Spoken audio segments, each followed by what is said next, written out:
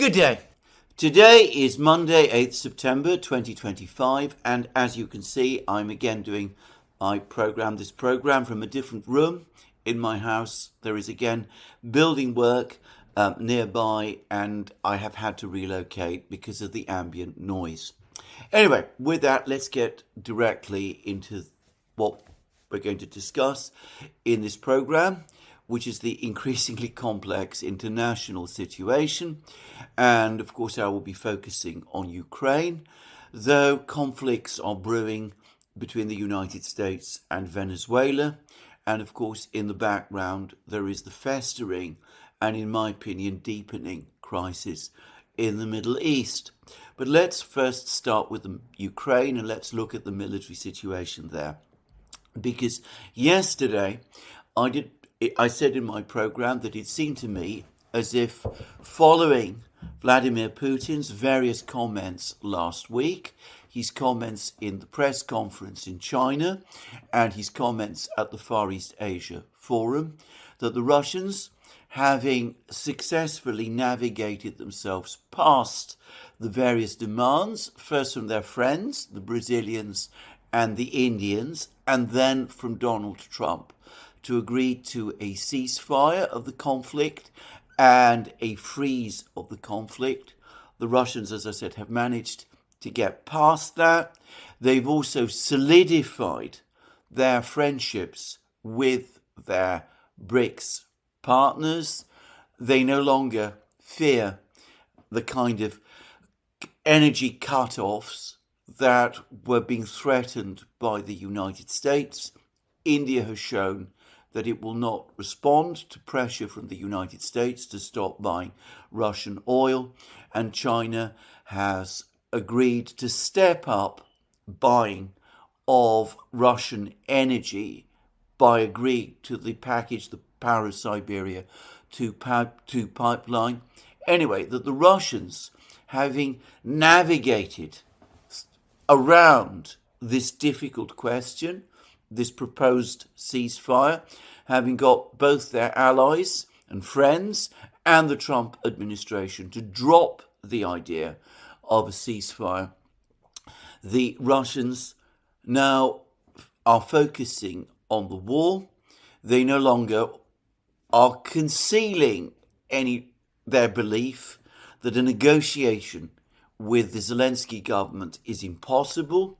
Putin went to great lengths over the course of that press conference and his speech and a question and answer at the Far East Asia Forum to explain why. And the Russians are focusing on achieving a military victory. And they're not only focusing on achieving a military victory, they are stepping up their actions. They are intensifying the actions that they're going to take.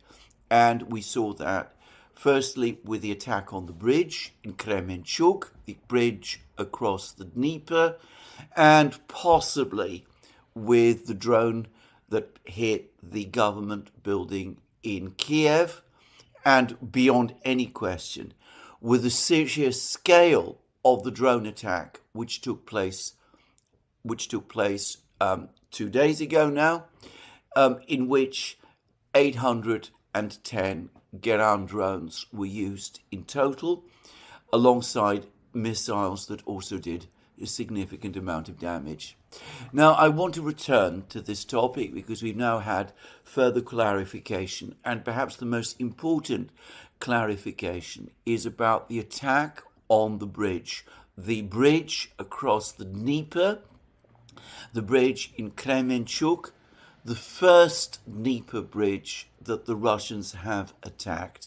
And we now have information that puts the issue of whether that was an intentional attack beyond any possible doubt. I say that because other targets in Kremenchuk were apparently also attacked over the course of that massive Russian drone strike. But we now learn that no fewer than 11 Geran drones struck the Kremenchuk bridge. 11. Now, if it had just been one, which did a certain amount of damage, one might have said that it was a drone that went astray, or that there was a fault, or something of that kind. But when we're talking about 11 drones striking the bridge, I don't think there's any doubt, well, there cannot be any doubt that this was a deliberate attack. The first such attack up to now on a bridge, one of the bridges across the Dnieper. Now, no one believes that 11 Geran drones, or one Geran drone, or even more of these drones, would be able to do structural damage to a bridge of this kind. These are massive Soviet-era constructions. They are built to withstand enormous damage, and the drone strikes, though it's clear that they did more damage than I realized in my video yesterday, there's now footage which shows the roadway of the bridge completely impassable, covered in debris. Nonetheless, the bridge itself still stands. But to repeat again, the Russians now have demonstrated that they can attack the bridge. 11 drones attacked the bridge. Air defenses were completely ineffective. Jamming of drones was completely ineffective.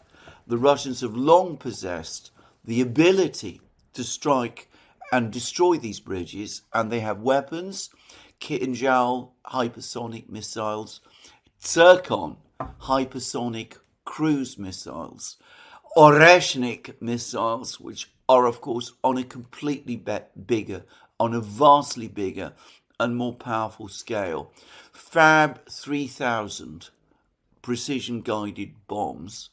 Any one of these weapons could destroy a bridge completely. But the point is that even this attack with the 11 drones did enough damage to close the bridge for many hours. Now, I've been seeing video footage of road traffic going through a different Dnieper bridge. It's clear that the traffic was diverted to this other bridge from the bridge in Kremenchug, and what you see is massive traffic jams as there's a pile up of traffic trying to cross the bridge. I'm not sure, by the way, in which direction, whether from the east or from the west. The point is that if the Russians now want to interrupt traffic on any one of these Dnieper bridges, they can do so for several hours without destroying the bridge itself. And of course, if they're going to be producing 1,000 drones, Geran drones a day, which, by the way, to repeat, I think is well within their resources, then, in theory, if they conduct attacks on Ukraine with 1,000 drones, they can certainly attack simultaneously all or most of the Dnieper bridges. And probably they could do this day after day after day.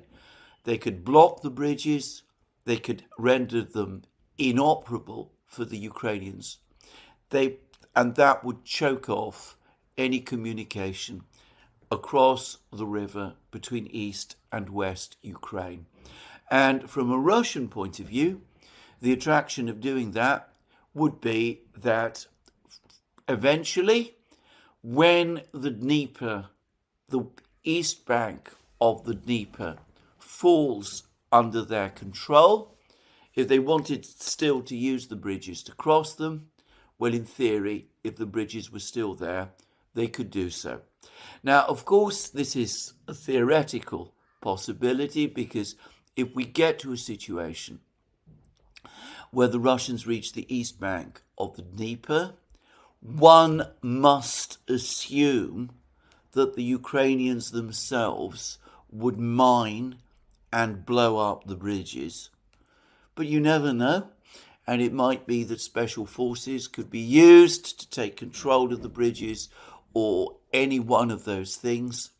But it might be a way, what the Russians have done, of closing the bridges for several hours or several days, choking off movement of supplies and men and material from the west bank of the Dnieper to the east bank of the Dnieper, and doing that without destroying the bridges, if that is indeed what the Russians want to do.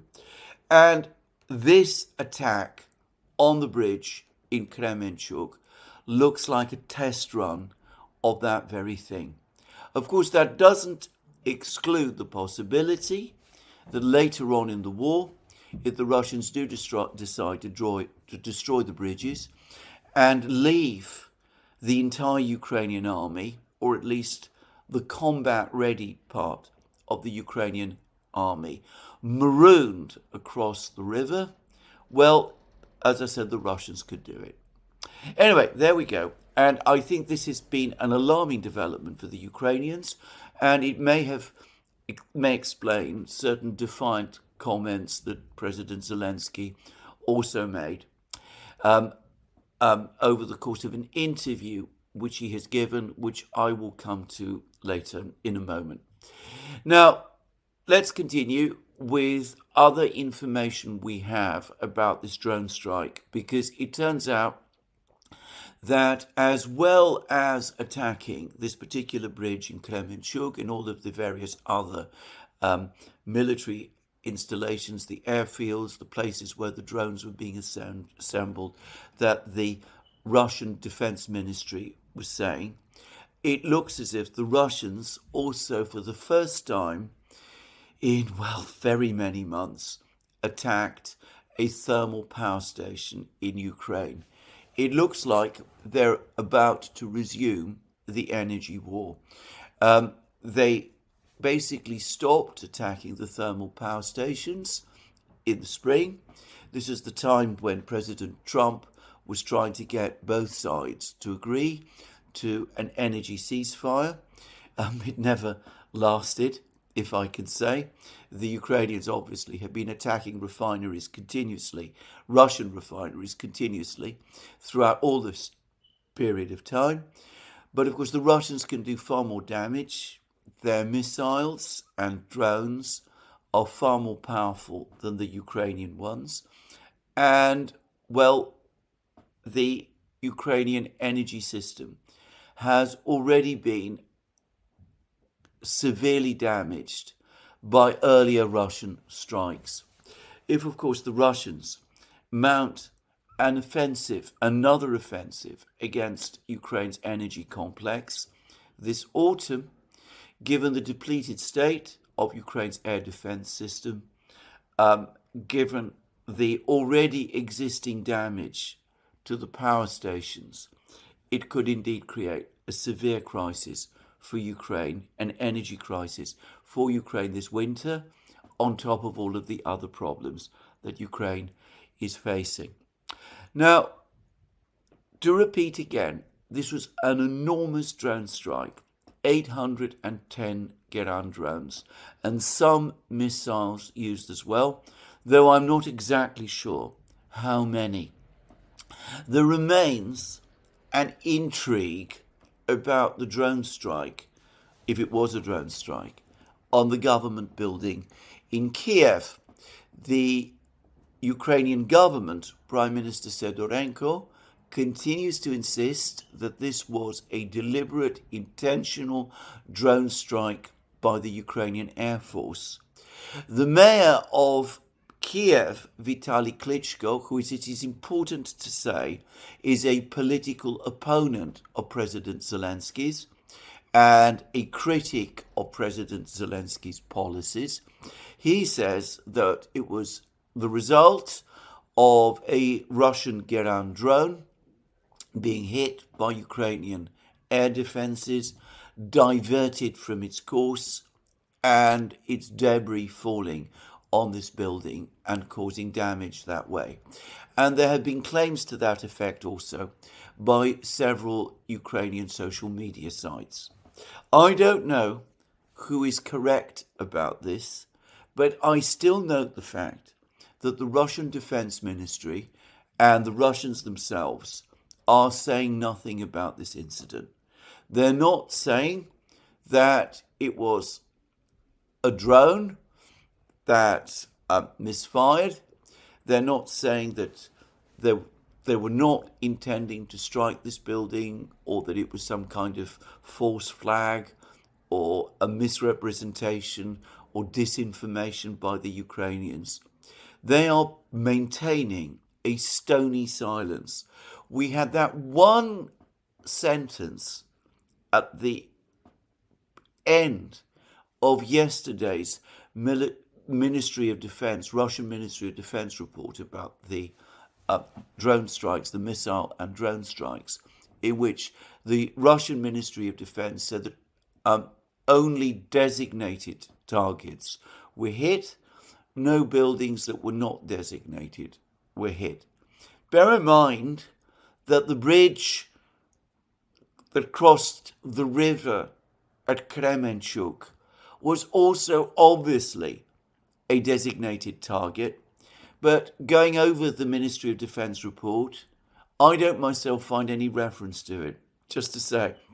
And nor did I find any reference to this thermal power plant. So the Russians telling us that it was only designated targets that were hit doesn't exclude the government building in Kiev if it was a designated target, and it might have been. And that still inclines me to the view that this probably was an intentional Russian strike.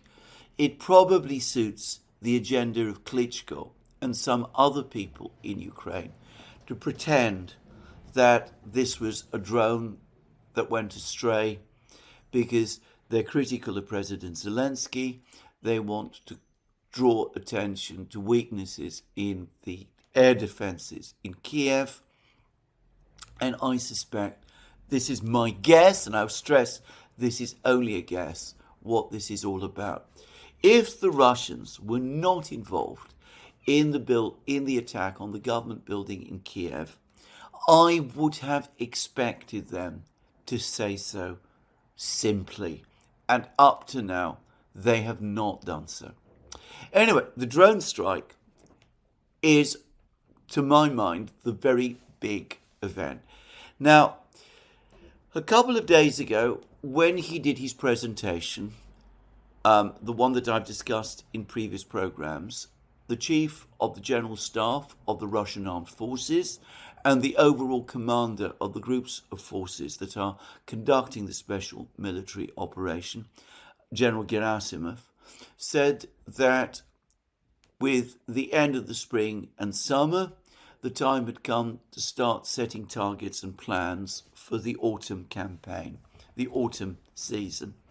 And I wonder whether we are seeing the first indicators with this big drone strike, with the attack, the test run perhaps on the Dnieper bridge in Kremenchuk, perhaps the attack on the government building, the attack on the thermal power plant, whether we're starting to see the first indications that indeed planning is underway for the autumn campaign. There is a constant murmur of reports, both from the Ukrainian Telegram channels and blogs and things, and from the Russians, that the Russians are assembling enormous forces, specifically in the Pokrovsk and Konstantinovka area, and are preparing for some big offensive. So perhaps all of this fits together. Perhaps Gerasimov has concluded that the moment has come to start to upscale the special military operation, to start broadening the range of targets, to include the decision-making centres in Kiev, the government building, for example, to include the Dnieper bridges, to resume the attacks on the thermal power plants as part of the big autumn offensive which is coming. To repeat again, Gerasimov, the Russian General Staff, don't share their plans with me. But if Putin has indeed given the military the green light to go all out, which his various comments last week in China and at the Far Eastern Forum strongly suggest, well, what we are seeing and Gerasimov's words are not inconsistent with that. Anyway, since I've started on these things, I think it might be worth saying a few things about the situation on the ground, which is continuing to develop. Perhaps an area of the battlefields which I've neglected is the West Donbass, Zaporozhye direction. The Russian advance here seems to be unstoppable. It's not particularly rapid, but it moves forward remorselessly like the proverbial steamroller.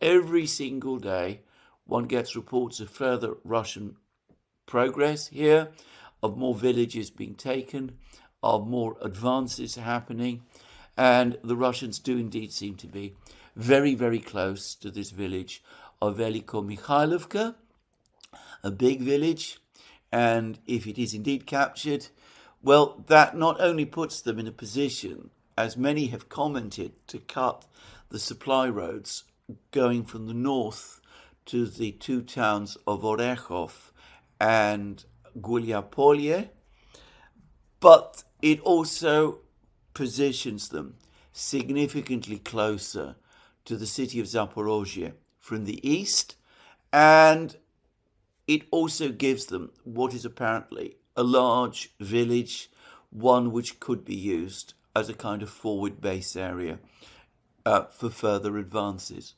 So anyway, a remorseless advance in this direction, combined with a Russian pressure on Orekhov in particular, and Gulyapolye from the south. Russian forces have been pushing towards these places. There's apparently intense fighting going on in the village of Malaya Tokmachka, which is located close to Orekhov.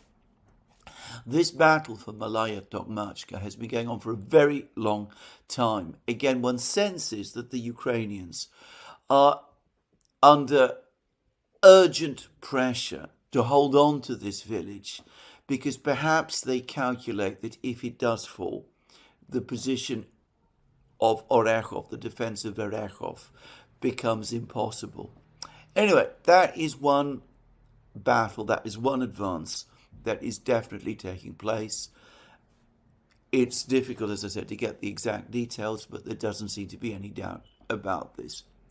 Now, further north in Pokrovsk, a very complex battle does seem to be underway, and going off that information that I received about 2 weeks ago, it looks to me as if the Russians are indeed now treating the Battle of Pokrovsk as a second Operation Meat Grinder.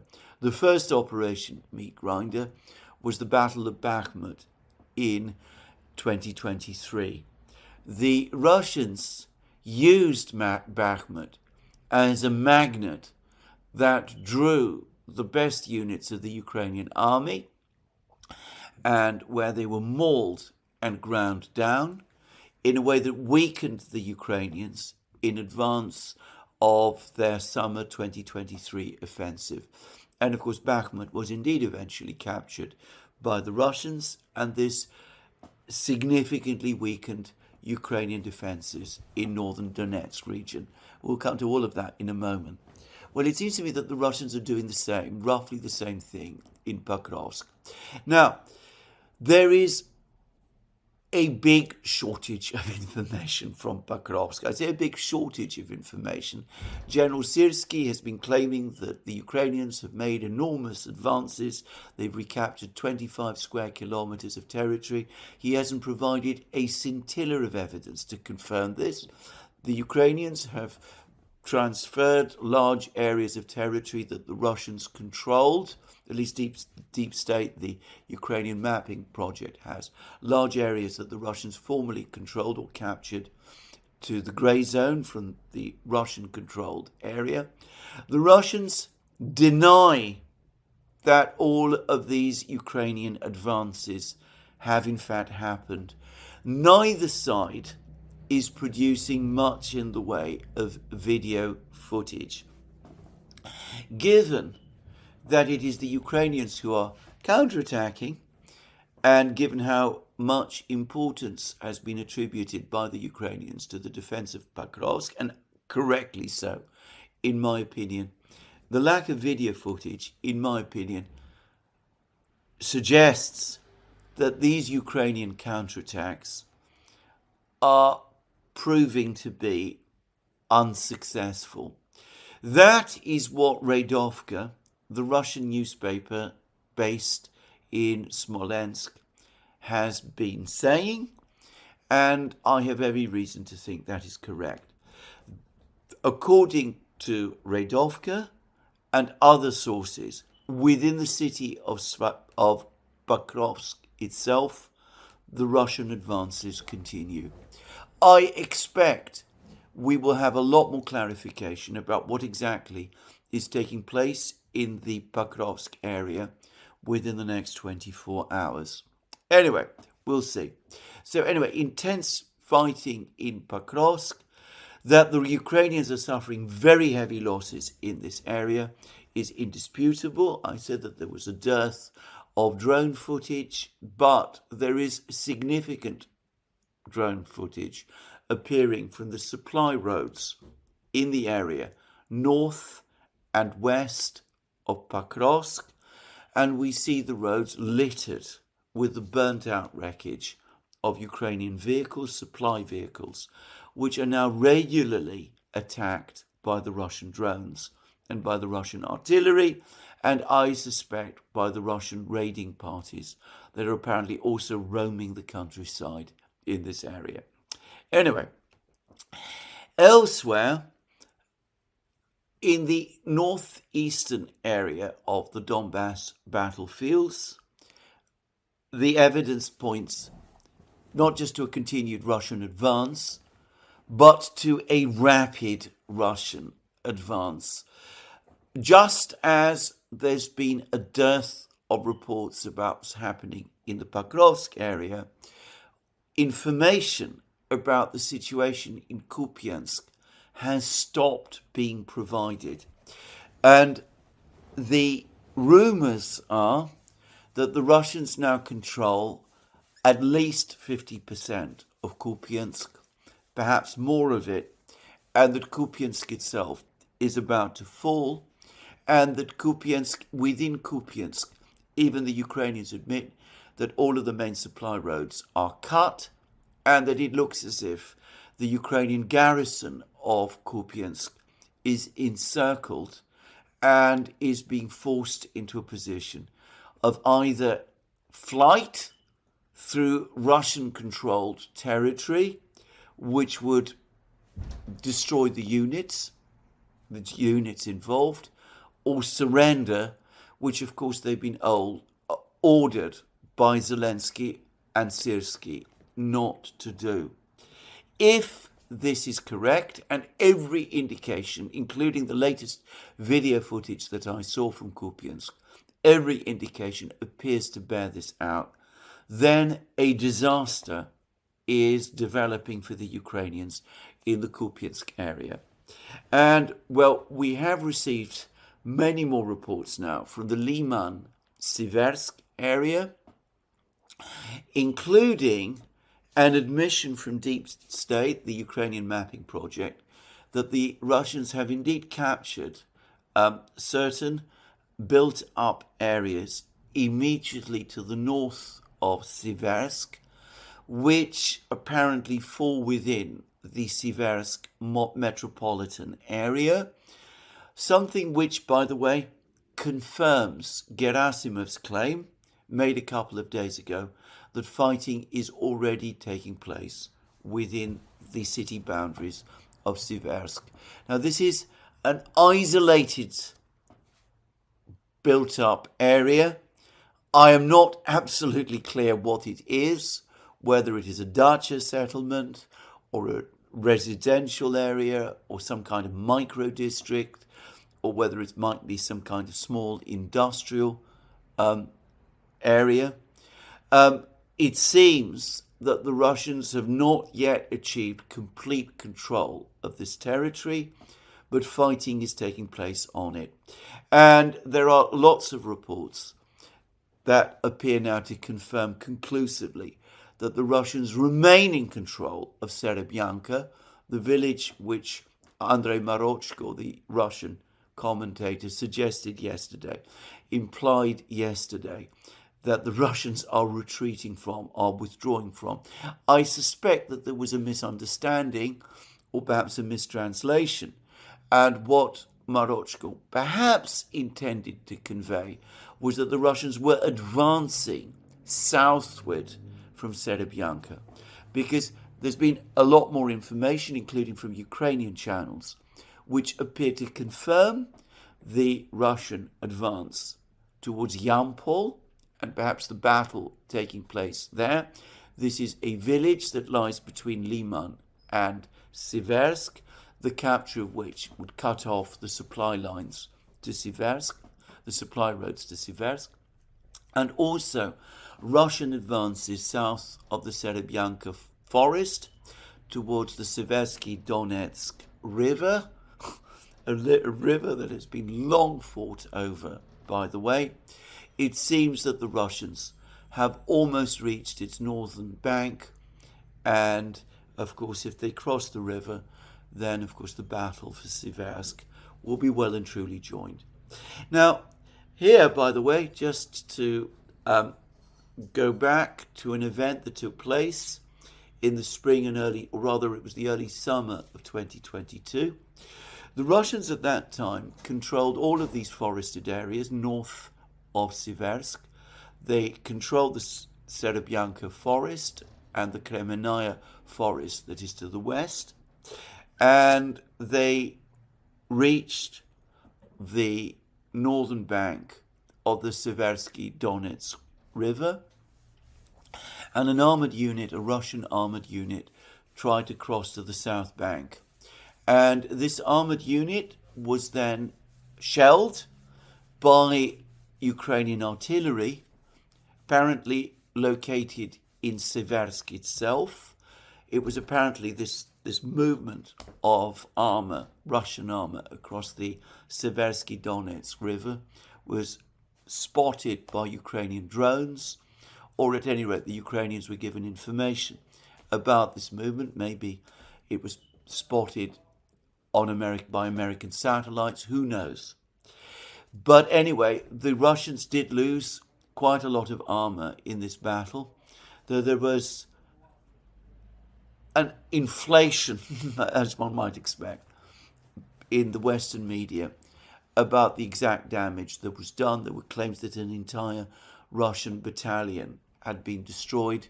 I pointed out at the time that this definitely overstated the damage that was actually done. Well, the Russians are now very close again to returning to this river. The attempted attack across the Seversky Donetsk River in 2022 was clearly aimed at advancing on Siversk itself.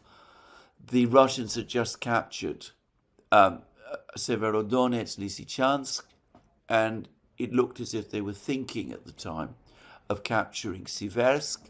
This was the first attempt to move on Siversk. It failed.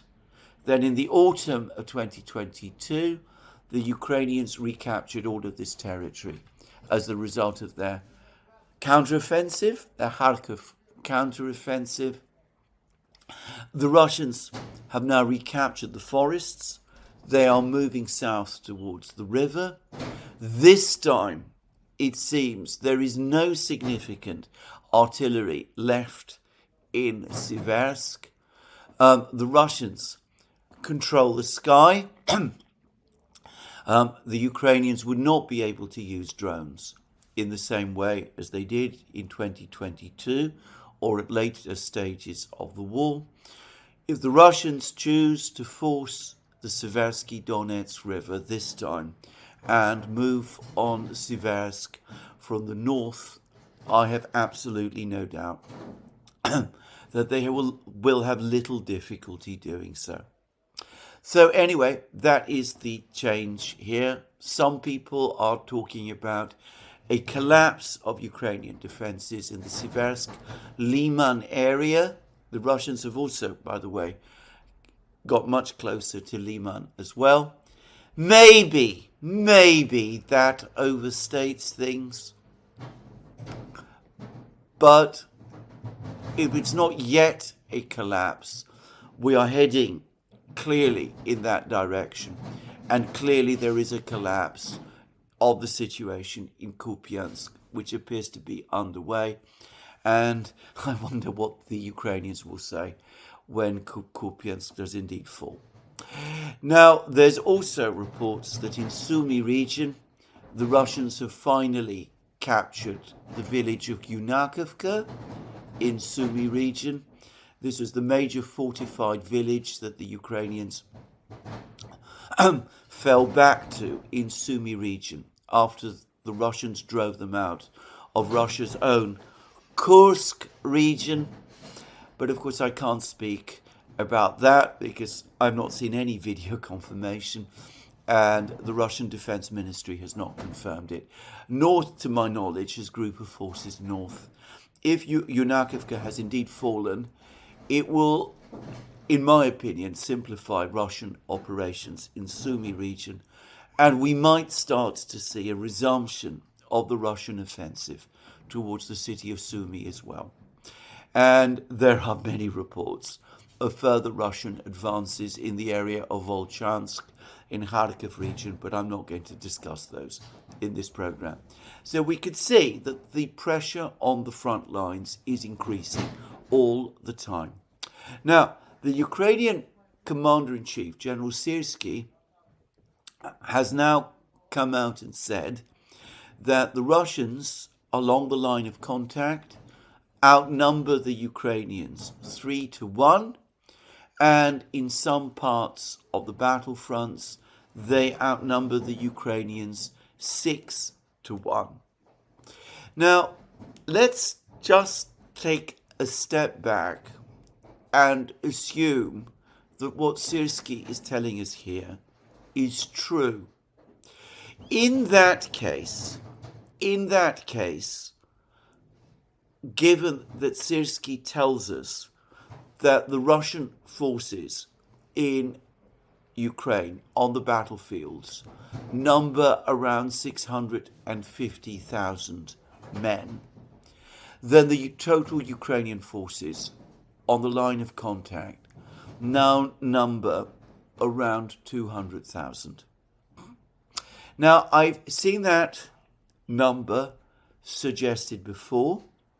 Bear in mind that 200,000 men does not mean 200,000 infantry able to conduct fighting on the line of contact. Some weeks ago, I remember one Ukrainian commentator say that the Ukrainians were down to roughly 30,000 men in their infantry, and that this was creating lots of gaps on the front lines through which the Russians could infiltrate. Now, that highlights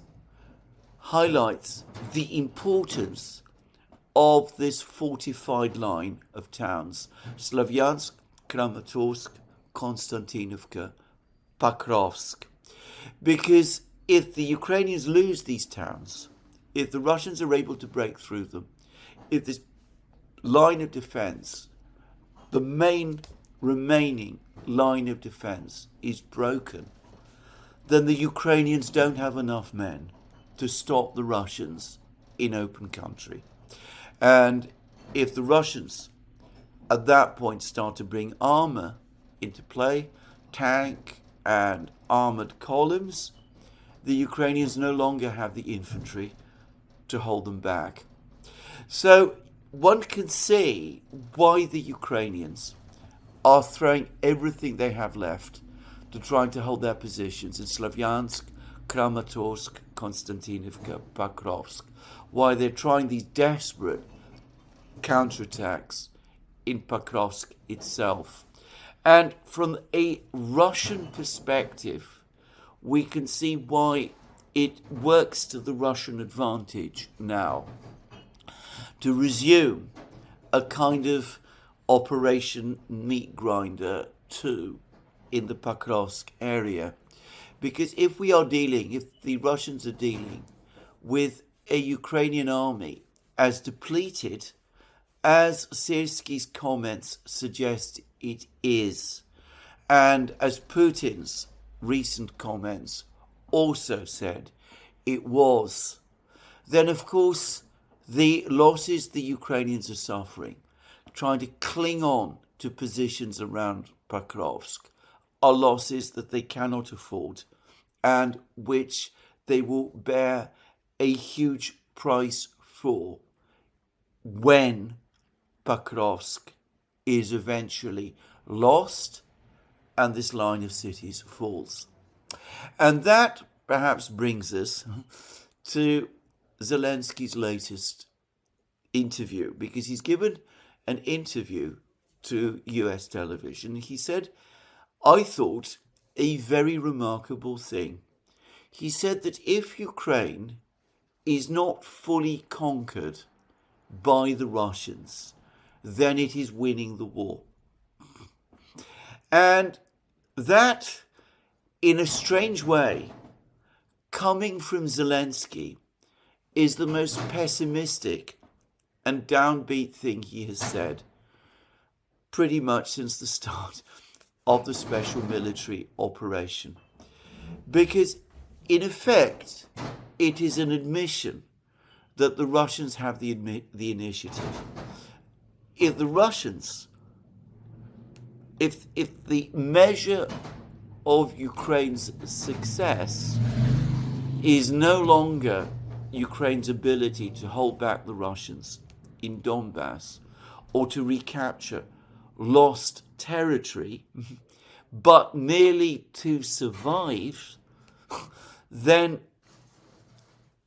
well, that is significantly less than the kind of victory that Zelensky himself was talking about earlier in the war, which is a victory to recapture Russian territory, to force the Russians to pay reparations, to agree to war crimes trials, to do all of those things that Zelenskyy's peace plan, the peace plan he outlined, to my recollection, the best of my recollection, in the autumn of 2022, and which he was clinging to right up until the autumn of 2024, and which up to now he has never fully dropped.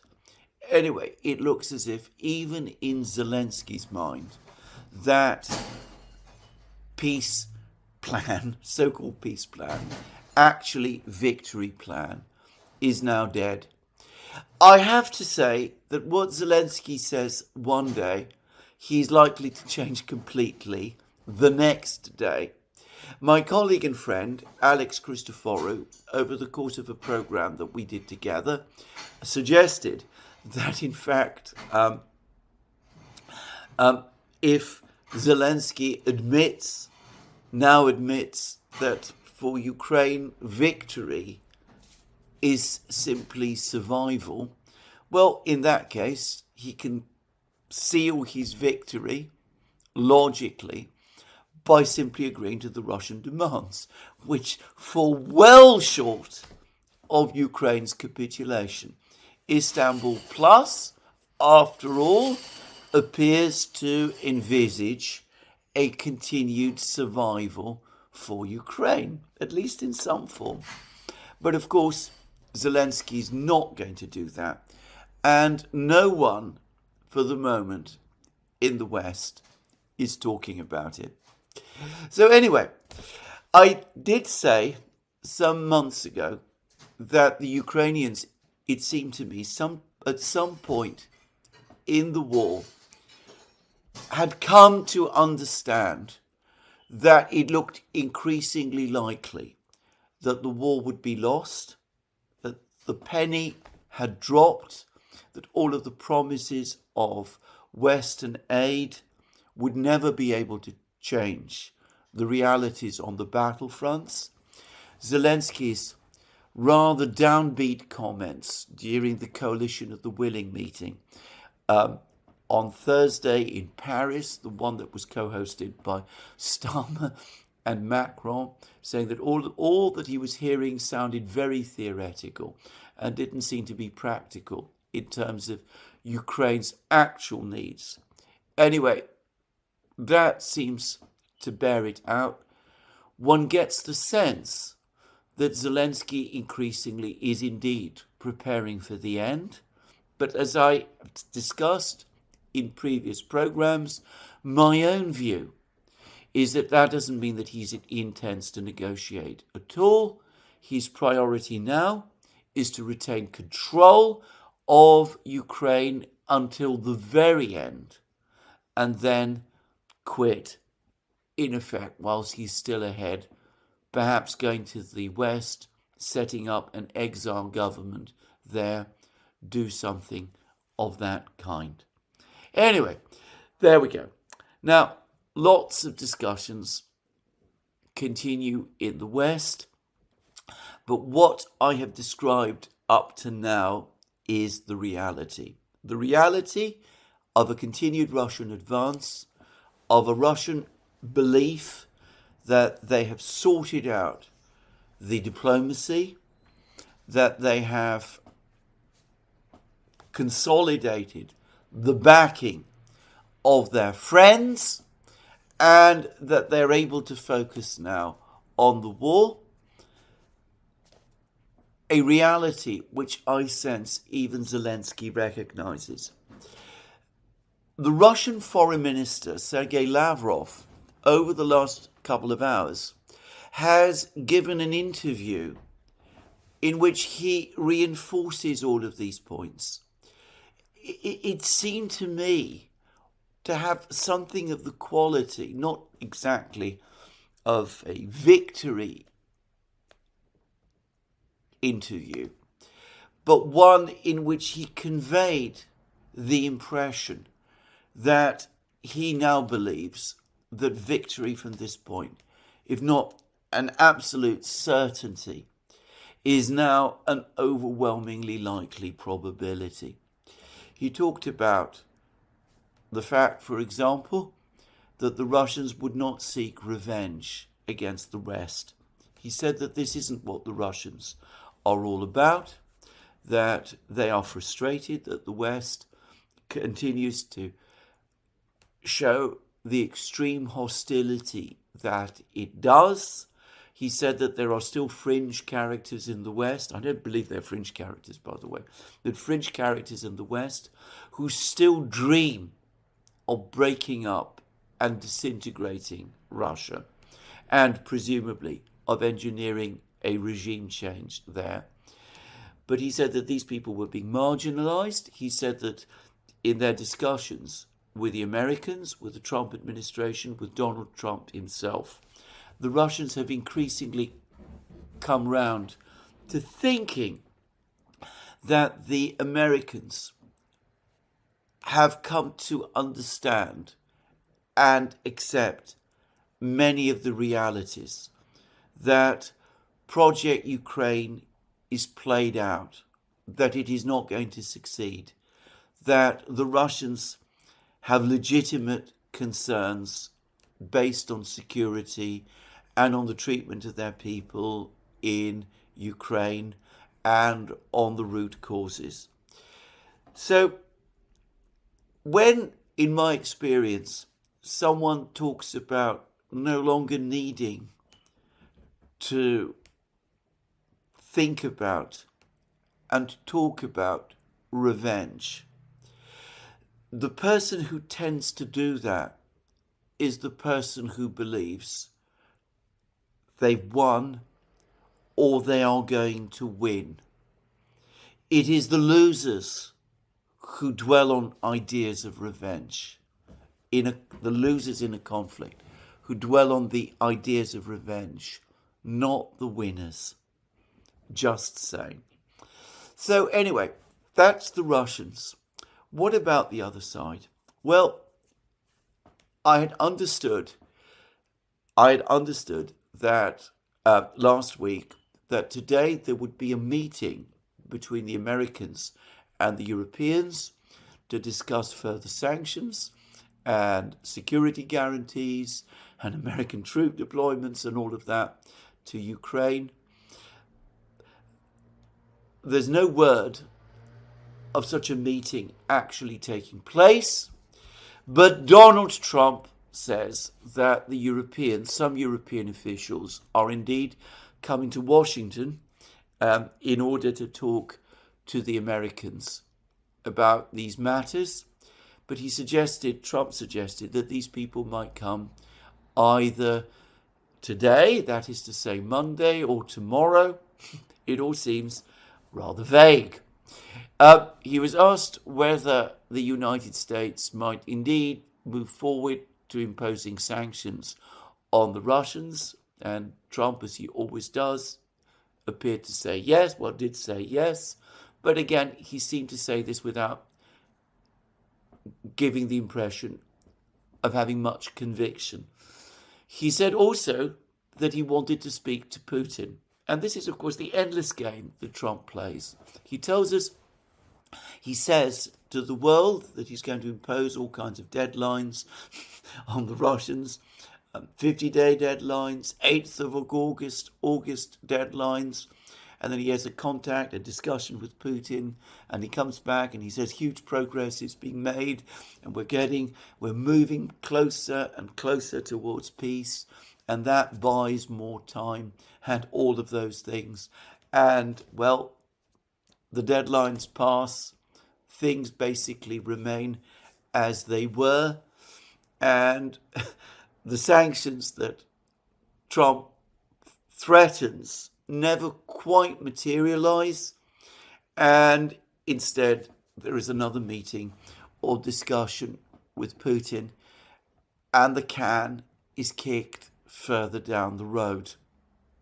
Now, the US Treasury Secretary, Scott Bessent, has also given an interview in which he has suggested that some kind of draconian sanctions against the Russians, or rather their trading partners, might be underway. But he says that the Americans are trying to coordinate this with the Europeans. The Americans want the Europeans to commit to stopping all imports of Russian oil and gas and all of that. Very complicated to see how the Europeans can do that without seeing energy costs in Europe spike. The head of the Russian gas export monopoly, Gazprom, Mr. Miller, has come forward and said that Europe is facing a potentially very difficult energy situation this winter, especially if the winter is a cold one. And I suspect that he is right, and that he's very well informed about the situation. Just saying. I received a very interesting email over the last 24 hours, which is talking about the energy situation in Europe, but also the energy situation relative to Venezuela. Now, as I've discussed in previous programs, this enormous military deployment by the United States of warships in Venezuela and amphibious warfare ships off the coast of Venezuela, and this belligerent rhetoric about how the Venezuelan government is really a drugs cartel and an organized crime group which needs to be destroyed, and the attack on a speedboat in the seas close to Venezuela, which could, for all I know, quite possibly have been smuggling drugs. But I share the alarm and concern and horror of many people, Senator Rand Paul, Larry Johnson, on Sonar 21, that the attack on this speedboat was absolutely illegal and wrong. At the very least, the Americans could have acted to empower this boat and to arrest the people on it and to find out what indeed it was indeed carrying, if it was indeed carrying anything. But anyway, all of this, it seems to me, is preparatory and, by the way, conditioning to prepare us for some kind of attack on Venezuela itself. And to be clear, what I expect is a decapitation strike, similar to what the Israelis have been doing in the Middle East. Attacks on Hezbollah, attacks on Iran, an attempted decapitation strike of the Iranian leadership. This is what took place during the Israeli attacks on Iran in June. I fully expect that there will be an attempted decapitation strike on the Venezuelan leadership. There are insufficient infantry to invade Venezuela. I think instead that there will be attempts to conduct strikes and air attacks to kill Venezuelan leaders, probably President Maduro himself, the top military leaders, other members of the civilian government.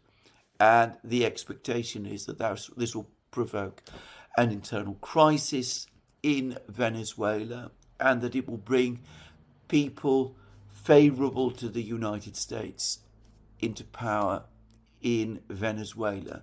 The recent announcements from the Trump administration that they're prepared to shoot down Venezuelan fighter jets, F-16 fighter jets, which the Americans say have been buzzing their warships, and the deployment of F-35 fifth generation stealth fighter jets to the area, all point in that direction. I have no doubt about this. But anyway, one of the objectives, unquestionably, is to gain control of Venezuela's oil. And I can imagine that at some level, some people in the United States, perhaps in Europe, are saying to themselves, let's not worry, let's just go ahead, let's impose all these tariffs and sanctions. If there's a crisis in the energy markets, we don't need to worry because we're going to have Venezuelan oil on tap very soon, and it will be circulating around the world, and most of it will be going to Europe and to the United States, and will be covered that way. And this email that I've got suggests that probably there is someone already that the Americans are in contact with in Venezuela who the Americans expect to take over. And this person, whoever he or she is, has apparently already made commitments, private commitments, that American oil companies and European oil companies will be able to take over control of Venezuelan oil. In fact, according to this source, who I should say is getting this information from information that is circling inside the Russian parliament, there's already been meetings between the Americans and the Europeans in which, based on the assurances provided by this person within Venezuela. There's already been agreements basically to carve up Venezuelan oil between the Americans and the Europeans. Well, it could be that all of this is indeed in preparation and is going to happen. But just to repeat, just to say, even if this entire Venezuelan operation goes according to plan, which of course it might not,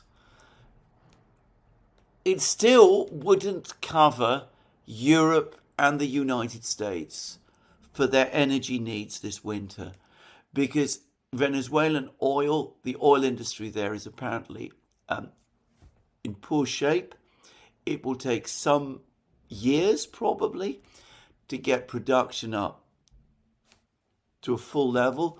Venezuelan oil is very heavy. It's been described to me as similar to tar. There are American refineries that are capable of refining Venezuelan oil, but this will take time to sort out, all the arrangements to sort out. And personally, I don't expect Venezuelan oil to make a major difference to the energy mix in the West for perhaps a year, maybe even two. Even if, as I said, this operation, this, by the way, just to make it absolutely clear, appalling operation that is being planned actually succeeds in the way that people apparently expect it to. But anyway, the point is, the Europeans, the Americans, going to come together. They're going to talk about sanctions against Russia today or tomorrow. Scott Bessent is talking about energy sanctions against the Russians again.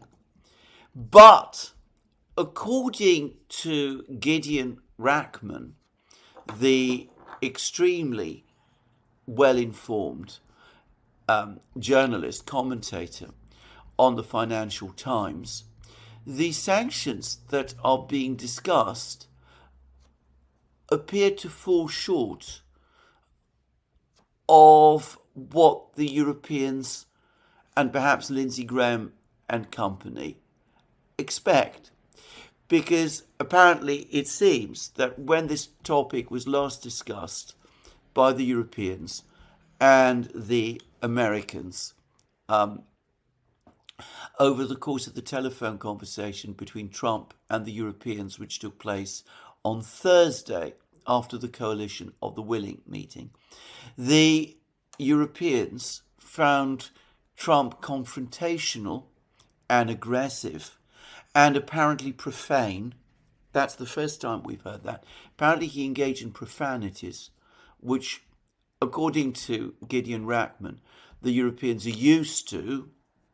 I doubt that they really are. But it seems that the plan is no longer to impose the 100 and 500% tariffs on China and India and all of the others. It's basically to try to increase pressure specifically on China by trying to, focus on goods that help the Russian war effort.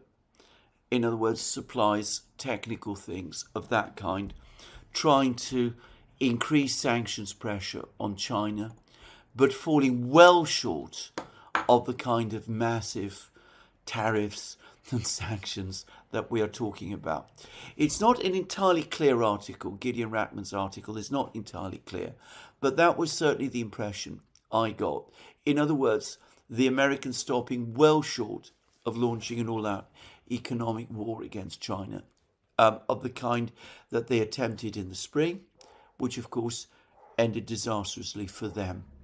Now, here I ought to say that the Chinese have taken further steps which, on the contrary, strongly suggest that they are intensifying the steps that they're taking to strengthen their economic links with the Russians. The Chinese have apparently lifted the restrictions on at least some Russian companies who want to borrow on China's enormously liquid financial markets, so that Russian companies, Rosatom being one that's been specifically mentioned, would now be able to float bonds, RMB bonds, on Chinese markets.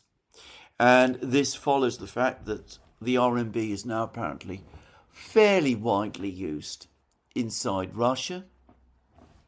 And of course, floating those kind of bonds would facilitate the business of Russian companies like Rosatom and others in the Chinese market.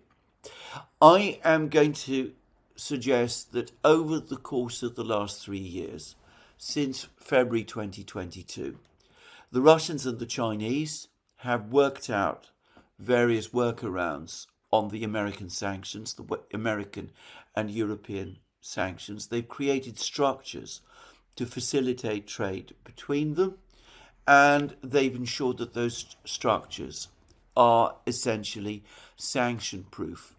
So banks have probably been set up to enable funding and financing to move backwards and forwards between China and Russia. We've seen that energy companies probably have done the same. That's how the Power of Siberia pipeline is going to function. Probably industrial supply chains have also been created within China, which are insulated from Western sanctions because they will not be doing business with Western customers. And at least some Chinese markets, perhaps special Chinese markets, are being created, special banking systems are being created to enable the Chinese and the Russians to trade with each other and for Russian companies to float or to float bonds in Chinese financial markets. And of course the Chinese and the Russians have now agreed to full visa-free travel between their countries. And that implies that, again, systems have been created to enable Russian travelers traveling to China to use their Mir cards, and Chinese travelers to Russia to use their Union Pay cards. And not just the cards, but all the systems that the Chinese, by the way, pioneered using QR codes and those kind of things. They're probably operating as well. So I suspect, in fact, I am confident that the Americans, who must at some level at least know all about this, that their approach to these sanctions ideas, are half-hearted. They don't want to go back to the ideas of imposing 100% tariffs on China, certainly. They know what the effect of that would be. China would withhold rare earths. Supply chains would start to freeze up. There would be a major industrial decline in the United States, across the entire Western economies. There would be a crisis. The idea that tariffs and sanctions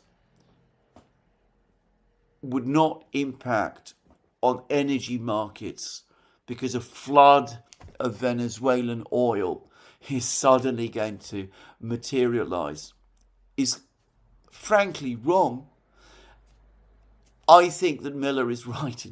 In fact, on the contrary, we're more likely to see energy prices rise again in the winter, irrespective of what the Western powers do on the sanctions front. But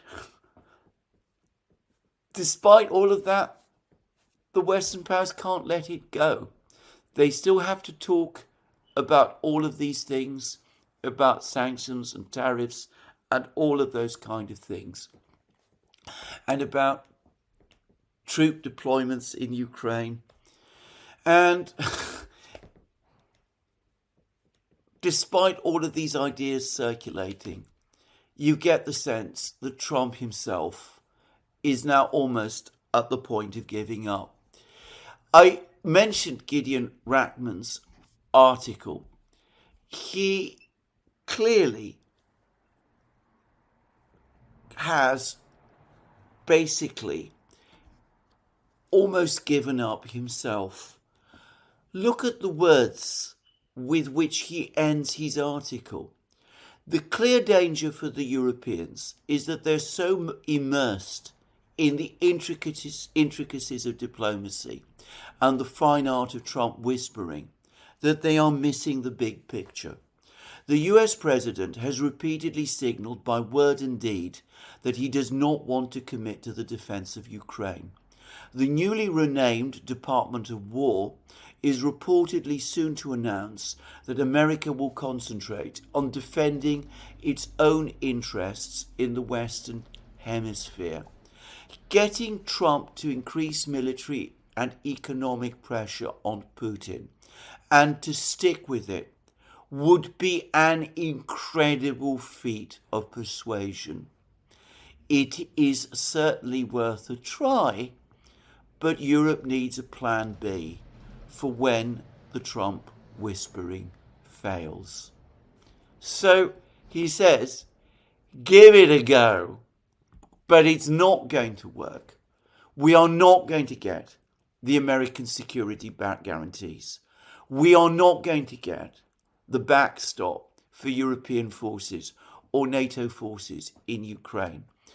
Putin is not interested in a ceasefire, and Trump ultimately is not really motivated to go down the sanctions route either. So all of this persuasion, all of this whispering, all of these coalition of the willing meetings that have been taking place in Paris and in other places, ultimately, it's not going to lead anywhere. You can try, but it won't work. The United States isn't going to fight Russia in Ukraine, and the sanctions weapon has been used, and it is exhausted, and it has failed. I spoke about Lavrov's interview, and he was talking about this too. Again, he fell just short of crowing, but he said that all of those people in the West who had said back in February 2022 that they were going to collapse the Russian economy, look at them now. Russia today is the biggest economy on a purchasing power parity level basis in Europe. It is the fourth biggest economy in the world. It is continuing to grow. Look at their economies instead. Germany, effectively now in recession or low-level recession for 3 years, with the situation there deteriorating. Britain and France teetering on the brink of government collapse and financial crisis. The United States also overextended. And if you want to try sanctions, they didn't succeed. They're not going to succeed again. And the Americans know this. They know that they can't win against China in an economic war. They've just experienced a debacle with India. Gideon Rachman is right. They're not going to fight the Russians in Ukraine. They're not going to go down the road of the kind of economic war the Europeans are talking about. So all of these ideas, all this effort, all this energy, all of this time to try to get the Americans to do these things, it's all ultimately for nothing. But Gideon Rachman says, you need a plan B. What is that plan B? He doesn't, of course, suggest one. He is an arch hawk on Ukraine. He has been the most committed supporter, one of the most committed supporters to Ukraine, writing in the British media, and that is saying something. But if the Europeans cannot win against Russia in Ukraine, if their sanctions by themselves can't work, and Friedrich Merz, by the way, as I discussed in a program I did a couple of days ago, has admitted that the European sanctions cannot by themselves force the Russians to capitulate. If the Europeans lack the military means to take on the Russians, which everybody basically agrees that they do, then there is no plan B that the Europeans have that can enable them to succeed against the Russians in Ukraine. They can't pressure the Russians economically. They can't help the Ukrainians to defeat the Russians militarily. So what can that plan B be? Well, I'm going to suggest what it is. Talk to the Russians. Do what I have been talking about, well, since 2022. Do what others have been saying as well. Lord Skidelsky, for example, who has given one brilliant and courageous speech basically advocating that very thing in the British House of Lords, where he's heard to in silence. Everybody shuts their ears and won't listen. Talk to the Russians. See whether you can come up with some kind of arrangement which, even if it cannot preserve Western positions in Ukraine, can at least deliver long-term security in Europe. That, it seems to me, is a realistic plan B. There is no other. Now, I've been saying this for a while. Gideon Rachman, it seems to me, is probably still a step away from admitting to this obvious truth. But to repeat again, what other alternative is there? The idea of doing deplorable things like attacking Venezuela, overthrowing its government, quite plausibly creating chaos there, and assuming that that will somehow rescue the situation. That's not going to help. It's going to make matters worse. Remember, by the way, how back in 2002, people were saying, the advocates of the Iraq war were saying that, don't worry, all the problems about the cost of the Iraq war, it'll all repay itself. We'll go into Iraq, we'll gain control of their oil, and we will make a profit on the whole enterprise. Well, it certainly turned out otherwise. About that, no one can doubt. Well, maybe Venezuela will be different. It's a very different country from Iraq, I accept. But how can one be sure? And put aside the fact that intervening in that kind of way in Latin America for the United States and the Western powers is going to provoke a massively negative reaction in Latin America, which could throw up a whole new set of problems. Overthrowing the Maduro government in Venezuela doesn't solve anything. It makes the problems worse, if that is the plan. So, given that you have no realistic plan B, your sanctions aren't going to succeed because the Chinese and the Indians and the others have said they're going to continue to buy the Russian oil. Everything that you've tried in military terms has been unsuccessful. Also, you haven't been able to get the Russians to agree to a ceasefire, and you've now admitted that that won't happen. And all your attempts to isolate Russia have been unsuccessful. Well, go for the real plan B. It isn't a betrayal of Ukraine. Betraying Ukraine is to continue along this current path, which is leading eventually to the destruction of Ukraine. General Gerasimov has been seen with a map showing Odessa and Nikolaev as part of Russia. Do you really want to wait until that outcome is achieved before you take steps, if that's what you want to prevent in the West? Maybe it is. I don't know. But it does seem to me a very strange thing. So you're not helping Ukraine. You're betraying Ukraine by leading them further down that primrose path that John Mearsheimer spoke about all those years ago. Negotiate. Go to Moscow. If Zelensky won't go to Moscow, send somebody else who will.